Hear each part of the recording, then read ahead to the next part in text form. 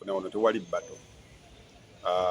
Bano just bakozi ba nsimbi bebeegasse balabe engeri ki gye batufunamu ensimbi bongeze ku bugagga bwabwe naye tewaliiwo nti tuyina nnyonyonyonyo embiranye ey'amaanyi ebaddewo wakati wa Sindi ne Shiba teriyo ne bino bibagamba nti Simawuli yamuwandiikira oluyimba. There is totally nothing. Bato ezibadde wano zoyinza okugamba nti zibadde real ziri bato bbiri. Bato yasooka yali ya Basudde ne Kasozi. Mwalimu lwaki ngamba nti zaali real nti Basudde yali yakolerako ewa Kasozi nga ye mukama we. Basudde mu kuva ewa Kasozi n'addukayo n'abakozi be n'agenda akola gurupu eyiye kati awo embiranye ebawo eri. Kasozi n'atuuka ekiseera gurupu ye n'emulemerera n'ajja akolera mu gurupu ate n'ajja yali mukozi we ate n'afuuka mukama we. Gyategerera nti mu luyimba lwa nnimiro y'okubuganga baali bavuma ye n'addukayo n'agenda kuba oluyimba baluyita Kazimba mu Lumuli. Basudde n'agattakawo ennyimba okuli waliwo oluyimba baluyita Abankuseere. So ekyabwe ne kiyingiramu ne batandika okwerangira eddogo ne beerangira ebintu bingi nnyo. So for them was a real battle. Mpozi ne Kafeera ayinawo ddiikula gwe yeeyiribya naye ne beekubira n'amukubira ennyimba okuva ku kiwene enyamazina. Kakati bate yaddako gye tuyina eri real ya Bebe Cool na Bobi Wine. Nti Bebe Cool yakolerako ewa Bobi Wine. Era mu kuvaayo tebyali birungi. Bato yaabwe yajja ezimbibwa okuva oli lwe yava mu Firebase ne beekuba ennyimba nga nnyingi nnyo. So at the concert we expected a lot. Ennyimba zaaliwo, ebivumo byaliwo, ebigambo byaliwo, amawulire gaaliwo era twagenda okutuuka ku bato. Kyobalaba bato ya Kamiiri ne Bobi Wine yagaana okukola gye baateeka ku katikati. There was nothing personal, byali just musical era ndowooza ekyaliwo Bobi Wine kye yeemulugunyako microphone ye kugiteeka wansi neba nga yetekola bulungi. But there was nothing personal. The real battle was that. Kakati n'eyabano nayo teyina kyogamba tebalina nnyimba nti banaage nga bwe twagenda mu bato ya Bobi Wine Bebe Cool nga tusuubira Matyansi Butyampa nga tusuubira Zibaifa. Actually ne mu biseera awo Bobi Wine yafulumyayo Baifa ng'oli ayina Mr. Kataala oli ayina Kasepiki ayina gamba ng'olaba there is a lot to anticipate. Naye wano tetuyinaawo wonyo kyogamba nti kakati tusuubira kino era wabalabye nejjo ku press conference. Bo bennyini okumanya ennugu bayiyanjiye. Buli omu yapangisiza abamuvumira munne ono n'apangisa Kaye Wisdom oli n'apangisa Dagalasi ono ne bamupangisiza Zahara Toto kugamba byabadde ng'olaba n'abannamawulire era nalumiddwa nnyo abaana b'amawulire mwe mwetaaga mwenna refresher courses mwenna buli amawulire yabadde awo mwatuswaziza nnyo nnyo ne mutandika obuzeebuze eby'ekisirusiru. Njagala mwawule ebintu bisatu. Mwawule journalist ku PR ne marketeer. Nti munnamawulire oba munnamawulire toba naludda obuuza ekibuuzo nga it is a genuine question. Ontegedde ekibuuzo ekitatyoboola. PR yabuuza ekibuuzo ekityoboola kuba aba protectinga kifaananyi kya mukama we. Oba marketeer yabuuza ekityoboola opponent. Naye gwe journalist weeyanjudde nga munnamawulire kyobola Shiba saamunenyeza bwe yayisizaamu omukumu egaali. Because ebibuuzo yadde bamubuuza nga bijjako ate kati mukazi wattu ali emotional tamanyidde ezo exchange. Ontegedde. So tewaliwo nnyo mulira era tugenda kutuuka eyo just kutuyimbira kye kigenda okubaayo. Tewagenda kubaayo nnyo kyamaanyi nti bane tusuubira bagenda nothing is going to be there. Freestyle sisuubira nti tesuubira kyamaanyi tugenda kunyumirwa just okuyisaawo olunaku naye ku bato ze tufuna gweddayo reviewing engeri gye zizimbibwamu. Shiba alinayo oluyimba ng'avuma Sindi. Tonsobola. Tonsobola gwe genda onoonye oluyimba baluyita Baifa. You talk about daddy's money, Bad Bobby talk about Bobby's money. Ng'oli yali likizikwata naye kati tonsobola okuva lero afulumye luli luddawa. Ne genda onoonye Baifa okuva we yafuluma paka nakati gakyali maanyi mangi onoonye Akasepiki. So waliwo okuzimbibwa kungi nnyo. Bato ez'abali zaali zizimbiddwa okumala ebbanga naye ey'abano ebadde actually ezimbiddwa bantu ne level kwe bali level zanjawulo nnyo. So there is nothing tujja gendayo kunyumirwa bunyumirwa naye tewaliwo nnyo kye tugenda kusuubira. Jjo ku press conference buli omu yakiikiridde bulungi ekifaananyi kye yajjiddemu.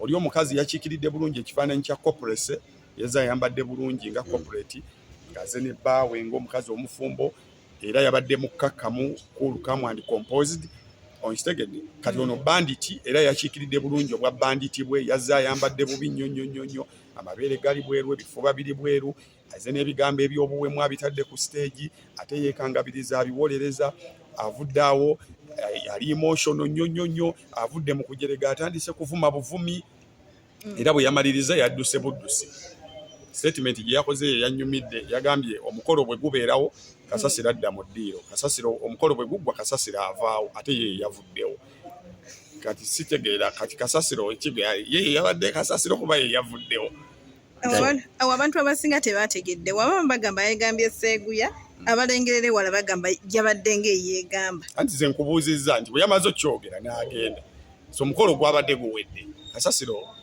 yatugambye ava mu ddiiro kati ani yavudde mu ddiiro twogera ku live music bwe tugamba nti kuba live music kuba bombi batusuubiza kuba live with time omanyi hard work beats talent kino sijja ko wakigamba bambeera kumpi Cindy is more talented than Shiba. The difference is Cindy is leze very leze Cindy alinga bolaba ng'omuntu yagula Benz nga mpya naye ng'agivugira mu speed ya 2 ontegedde naye ng'erina potential edduka paka ku speed 3 ontegedde kyokka ate Shiba olaba ng'omuntu eyagula kawundo naye nga agikozesa nnyo ng'ekola n'ebitagikwatako so Shiba is hard working mu mbeera yonna gye tulimu she is hard working and hard work kyobulaba hard work is beating talent as per now nti hard work yasanze talent kati bali ku level yemu bonna bagenda mu battle ontegedde so hard work beats talent Cindy is talented but leze music wise yandibadde afulumya ennyimba nnyingi naye alina obuyimba butono ekyo kiddayo ku resonance obudde bwamala mu studio fine ajja kugamba nfulumya ntono but quality naye kyobula bati gwe wegenda obuuze mu bbanga ery'omwaka guno ogusembeyo Cindy olabe bamutimbye ebivulu bimeka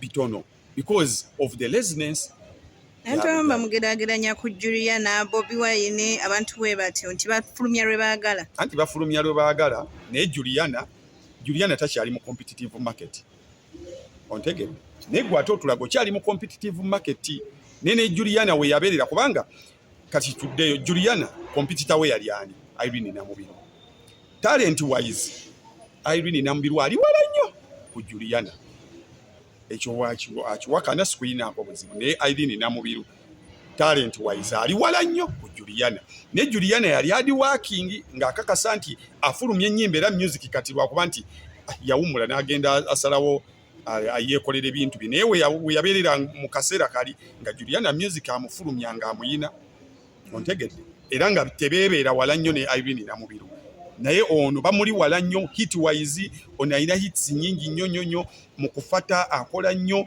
olaba nti agezaako okola ebintu bingi nnyo naye Cindy ne lugogo gye yakuba fe abaagendayo twagenda lwa mukwano ennanga gye yalanga yali awo nga yaki kyenjenje era naye si y'amaanyi kitegeeza abakubanga amazeeyo potential ye yali ajja kubawa atemu omuntu naye olw'okuba nti ebintu bye babikola bwe batyo kyobulaba kati Shiba asobola okweriggirako naye Shiba yandibadde teyeerigira ku Cindy naye olw'okuba ono akola nnyo afata kyobulaba asobola okutuuka level ng'akweriggirako yagambye omwana ayinza okuba yeerabira lessons ze yamuwa kati nga ayagala zimujjukiza tasobola lessons Shiba live lwaki yamutawanyanga abantu ababadde ku Serena Shiba luli yali tannategeera nti live eno tasobola giyimba nga Cindy era kyobula yamutawanyanga ng'avaako naye waliwo ekintu nakigamba James Proper twali mu Serena ne mugamba Shiba ke yategedde ekizibu kye kati ajja kuyimba live ye yategeera nti eddoboozi ye si ddungi nnyo era tasobola kugoba live kati yafuna ba backup artist ekyo kitagaanibwa kikigaanibwa ekyo era nawulidde wamawulire ng'agamba mbu twagalayo music nga temulimu ba backup artist ng'awulire n'empuuta kabe Michael Jackson bakabaka ba Whitney Houston bayinanga ba backup artist kabe Kamili ayina yani oyo omusajja oyo ow'ekirowoozo ekinene kuuma obwesigwa oyo mangi tetusobola kuyima atolina olaba ne Kenneth Mugabi atuyimbira ku kajita amaloboozi agalikodinga ne kamufeedinga back ne kamubakinga. So kakati when you are going into war, you don't call your enemy kumunoonyeza kyakulwanyisa kyajja nakyo mu lutalo. Tetusobola kubanga tugenda kulwana naawe negamba naye tojja n'embazi. Ye yalonda ekyokulwanyisa. Kakati ffe tujja kunoonya output. Bw'anaaba asazeewo n'akola nga bwe yakola ba Wintex Lubwama ne bamuyimbira bulungi nnyo, najja n'abagattako, ffe tubatwala nga full package ani abayimba.